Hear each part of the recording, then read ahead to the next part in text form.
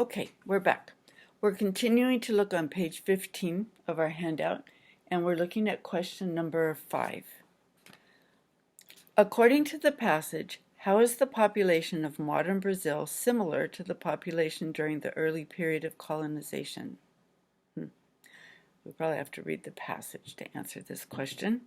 Let's take a look at the next question. We'll come back to this one in a minute. Number 6. Based on the passage, how many years elapsed? Well, that's about the passage too. And then number 7. Based on the information, which of the following statements about Brazil is correct? And we see from the answers, these are all part of the passage. So we would have to read the passage at this point, and you can read the passage. I will just give you the answers for those 3 questions. So number 5, the answer is A, as in apple. Number 6, we just look at the years and do the math, and we come up with D, like dog. And 7, the answer is A, like apple. And we can get those answers straight from the passage. All right. Okay. We did page 16. Let's go to page 17. All right. Now, on page 17, we have the first map. Says the title says Ireland Counties and County Seats. If we look at the map, we see we talked about what county seats were, but we'll talk about it again. But look, we have a compass rose. In the upper right, we have a scale of miles. The lower left, we have a map key, where an open square is a capital city of all of Ireland, right? A dot is a county seat, and you can see the lines that mean the county boundaries. All right, now this map is very difficult to read. It requires looking at very carefully. So I just want to give you a few definitions, and then you can take a look at it.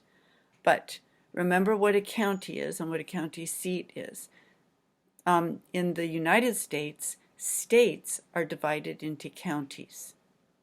And then the U.S. is made up of states, and the states are made up of counties. Ireland is a nation, just like the U.S. is, but instead of having states, Ireland is divided into counties. So the county seats are like the capitals here in the United States. They're where the government offices and functions for each county would be. So the county executive, like a governor or a mayor, the county legislature that makes laws, and the county courts. Okay, although their system is slightly different outside of the United States, right?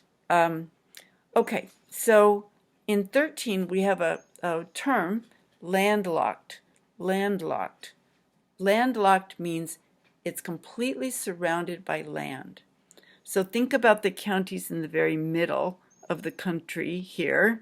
Find a county that isn't next to the ocean anywhere. That would be a landlocked county. Okay, locked in by land, landlocked. And the answer then, if you take a look at the map, the answer is C for Dublin. C like cat, Dublin. Number 14, the answer is B, like in boy. And number 15, which of the following cities is the seat of County Tipperary in? The answer is C, Clonmel. Now the reason I give you the answers here is because you really have to look closely at this map to see what's written there. And it's got the names of the counties written, I think, in capital letters, and the names of the cities are written in capital and lowercase letters. But it's you really have to crawl through that map to answer those questions. All right? The second map is the U.S., the Midwest region. Remember, you can see the handout I have about regions in the United States. It's in the lesson about map components a couple lessons ago. You can take a look at that. But this shows us a part of the U.S. that is known as the Midwest. Notice it's in the north, around the Great Lakes, kind of around the Great Lakes and extending west from there.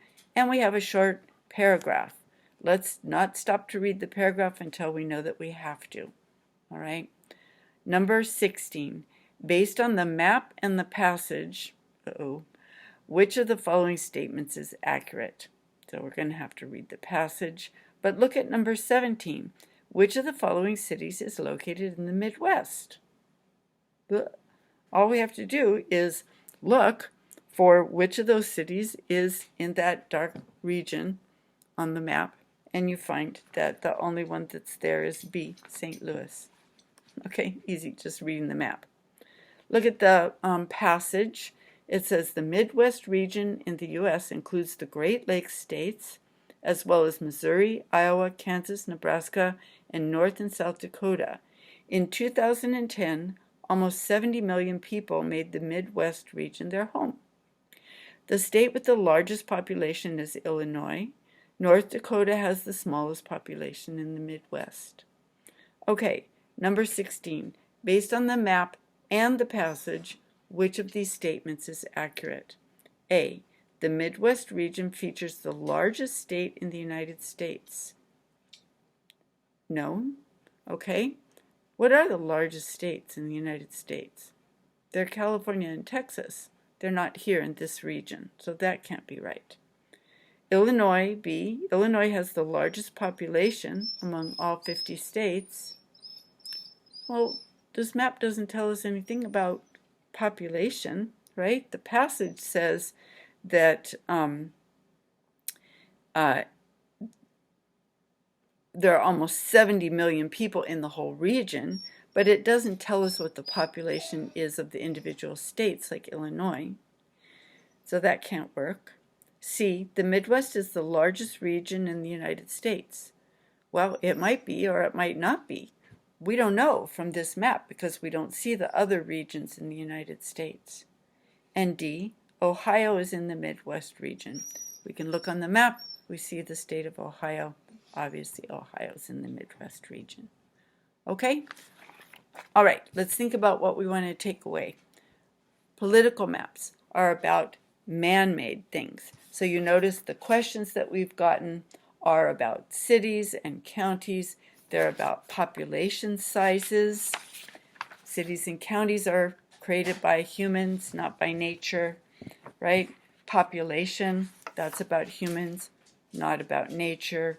That was two of the maps were about population density, population, and the first map was about cities and regions.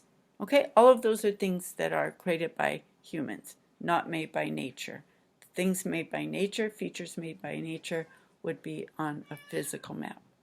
All right? Okay, thanks a lot.